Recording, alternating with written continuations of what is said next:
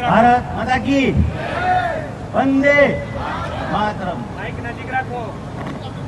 માનનીય શ્રી ગુજરાતના નાયબ મુખ્યમંત્રી અને સમારોહના મુખ્ય અધ્યક્ષ શ્રી નીતિનભાઈ પટેલ સાહેબ તથા અમારા મુરબ્બી શ્રી સરોદર ટ્રસ્ટના પ્રેસિડેન્ટ એવા શ્રી સોમભાઈ પટેલ સાહેબ, સોમભાઈ મોદી સાહેબ તથા ઊંઝાના ધારાસભ્ય શ્રી આશાબેન પટેલ તથા મહેસાણાના સંસદ સભ્ય એવા શ્રીમતી શારદાબેન પટેલ તથા હેમચંદ્ર યુનિવર્સિટીના વાઇસ ચાન્સેલર શ્રી અનિલભાઈ નાયક તથા મહેસાણા એપીએમસીના ડાયરેક્ટર શ્રી મિલનભાઈ ચૌધરી તથા અન્ય સર્વે આવેલા મહેમાનો, તેમનું હું આજે દીપ સેવા ટ્રસ્ટ તરફથી સૌનું સ્વાગત કરું છું।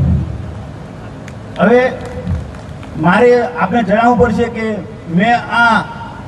અમે હવન અને બ્લડ ડોનેશન કેમ કર્યો હતો તે મારે જણાવવું ખૂબ જ જરૂરી છે। મિત્રો, દેશમાં લોકસભાની ચૂંટણી જબરજસ્ત ચાલી રહી હતી। તમામ પક્ષો એક થયા હતા અને કોઈ પણ ભોગે મોદી સાહેબ, નરેન્દ્રભાઈ મોદી સાહેબને હરાવવા તેવું એમને નક્કી કર્યું હતું। તેવા સમયે અમારા દીપ સેવા ટ્રસ્ટના તમામ સભ્યો તથા વોર્ડ નંબર 9ના અમારા અગ્રગણ્ય માણસો ભેગા થયા હતા અને તે સમયે અમે નક્કી કર્યું હતું કે ભાઈ આપણે જબરજસ્ત મહેનત તો કરીશું, પરંતુ જોડે માતાજીને જોડે રાખવા પડશે। તે સમયે અમે ગાયત્રી માતાનું હવન કરીશું તથા બ્લડ ડોનેશન કેમ્પ કરીશું અને જે આજે અમે આ કામ પૂર્ણ કરેલ છે। બીજું, અમારા આ સમારંભના અંદર જે શારદાબેન તથા આશાબેન જેમના સત્કાર સમારંભમાં જે હાજરી આપી તે બદલ દીપ સેવા ટ્રસ્ટ તરફથી હું ખૂબ જ આભાર માનું છું।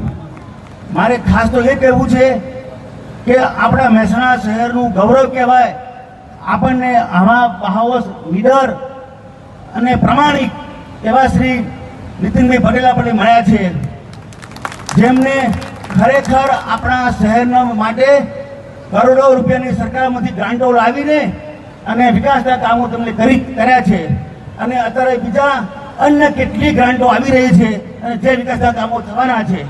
તો ખરેખર આ પ્રસંગે મારે અમને નીતિનભાઈ સાહેબને તો ખૂબ આભાર માનવો જોઈએ અને અત્યારે હાથમાં ખરેખર ખૂબ જ ઓછા સમય માટે બી અહીંયા આવ્યા છે નીતિનભાઈ, તે બદલ હું દીપ સેવા ટ્રસ્ટ વતી વોર્ડ નંબર 9 વતી ખૂબ આભાર માનું છું। જય હિન્દ।